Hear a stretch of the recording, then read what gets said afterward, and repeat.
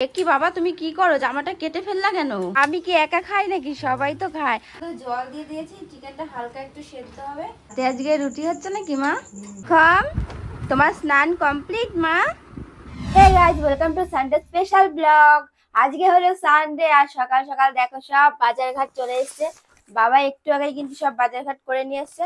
আর basically কি বলতো, আমাদের কিন্তু সানডের দিনে সব বাজার ঘাট করা হয়। আর কি কি বাজার এনেছে বাবা তোমাদেরকে দেখাই। এগুলোর মধ্যে সব সবজি বাজার রয়েছে। তো এখানে রয়েছে টমেটো আর লঙ্কা। এই যে দেখো, পাকা টমেটো আর লঙ্কা এনেছে। আর সবগুলো ঢেলেই ফেলি, তারপরে দেখাই। এখানে রয়েছে ভেন্ডি, ঢেঁড়স। আর এগুলো এনেছে গাছি কচু। এই যে দেখো, এই গাছি কচু দিয়ে না ছোট ছোট যে চিংড়ি মাছ, সেগুলো দিয়ে রান্না করলে দারুণ লাগে খেতে। আর লাল শাক এনেছে, এটা হলো বাবার ছেলের ফেভারিট শাক। মানে আমার বড় মশাইয়ের ফেভারিট শাক লাল শাক। মানে লাল শাক আর চিকেন হলে ওর কিছু লাগে না। এই মানে এই দুটো জিনিস দিয়ে ও এক থালা ভাত খেয়ে নিতে পারবে। আর এনেছে পটল। পটলটা আবার আমার পছন্দ, মানে পটল ভাপা খেতে আমার ভীষণ ভালো লাগে। দেখো পটল এনেছে বাবা, মানে আমার আর ওর যেটা যেটা পছন্দ শাকসবজি সেইগুলোই বেশিরভাগ বাবা নিয়ে আসে বাজার থেকে। এখানে রয়েছে পটল আর এনেছে কুমড়ো। আর কিছু বেশি বাজার আনেনি আজকে মা।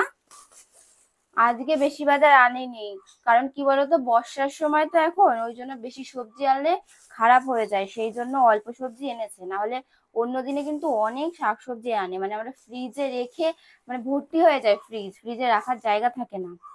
আর এই যে শসা এনেছে।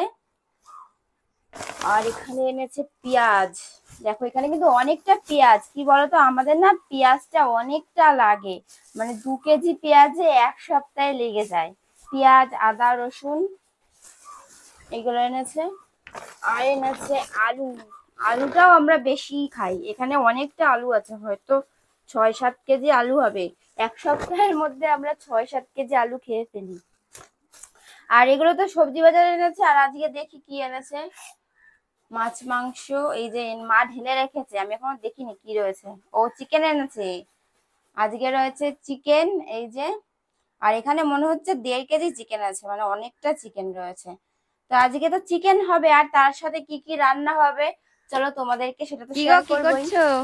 বোতল ওয়াশ, বোতল ওয়াশ, বোতল পরিষ্কার চলছে এখানে। দেখো কত পরিষ্কার, খেয়ে সব নোংরা করে রেখে দেবে বোতল। হ্যাঁ, আমি কি একা খাই নাকি? সবাই। আর এইগুলো জানো তো, এইগুলো ডিউটিটা আগে আমার ছিল, মানে আমি বাড়ির যা যা সব পরিষ্কার করা জিনিস, মানে ঘর পরিষ্কার থেকে শুরু করে বোতল পরিষ্কার, বালতি পরিষ্কার সবকিছু আমি করতাম। আর এখন যেহেতু আমার সময়টা হাতে একটু কম, মামামকে নিয়ে বেশিটা টাইম চলে যায়, ওই জন্য কিন্তু এখন ওর ডিউটিটা পড়েছে, তাই না? এখন ওই এইগুলো পরিষ্কার করে।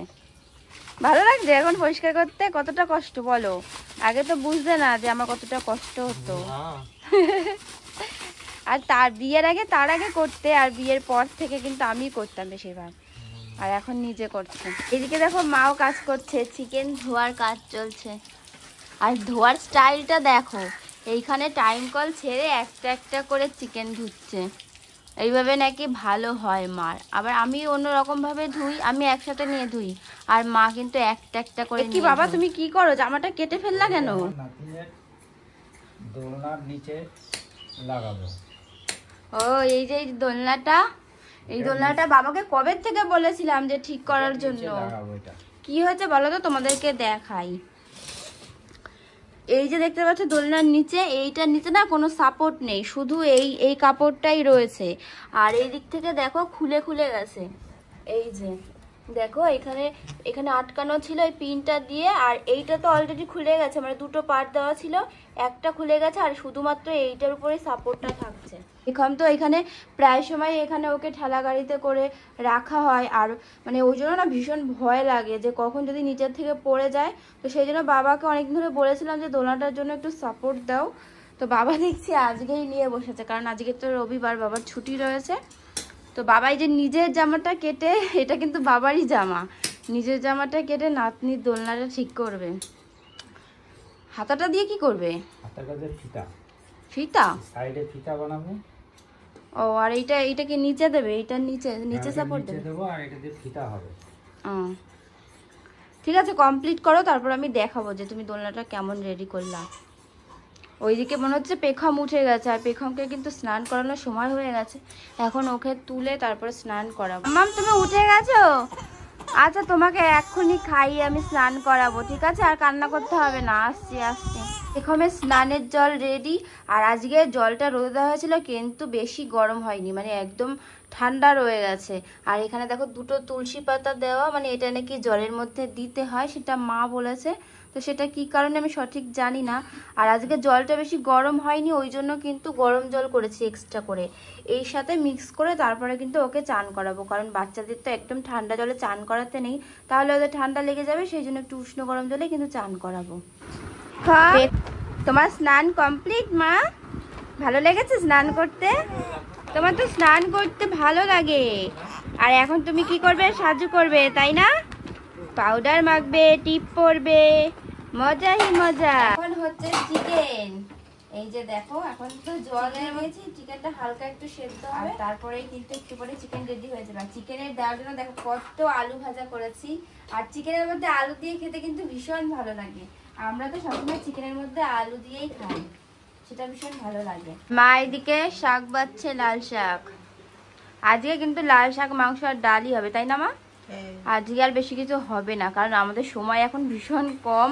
তাই মানে আগে অনেক রকমের রান্না বান্না হতো, মানে 3-4 পদের সবজি, তারপরে মাছ মাংস তো থাকতোই, কিন্তু এখন এক রকমেরই সবজি হয়, আর মাছ মাংস যেটা হয়, আর ডালটা আমাদের রেগুলারই হয়, তাই না বলো মা? সেই কবে বাদাম আনা হয়েছিল, আর আজকে তোমরা বাদাম খাচ্ছ। সেই রথের মেলার থেকে বাদাম আনা হয়েছিল, আর আজকে এরা সবাই মিলে বাদাম খাচ্ছে, আর সাথে চাও খাচ্ছে। বাদাম দিয়ে কেউ চা খায়? দা এটা কি নিউ স্টাইল? বাদাম দিয়ে চা দিয়ে খাচ্ছে। আর সন্ধ্যাবেলায় আমাদের কিন্তু এইটাই টিফিন হচ্ছে। আমি কিন্তু চা খাইনি, আর বাদাম অল্প একটুখানি খেয়েছিলাম। আজকে রুটি হচ্ছে নাকি মা? ও, গরম গরম রুটি, আর এখানে রয়েছে মাংস কষা। রাত্রেবেলায় হবে রুটি আর মাংস কষা দিয়ে খাওয়া দাওয়া, তাই তো? রাতের খাওয়া দাওয়াটা কিন্তু আজকে জমে যাবে বেশ। এটা কি আমার মা? তাহলে আমি নিয়ে টেবিলে চলে গেলাম। তো চলো বন্ধুরা, এখন রুটি আর মাংস দিয়ে রাতের ডিনারটা কমপ্লিট করি। তোমাদের সবাইকে টাটা, বাই বাই।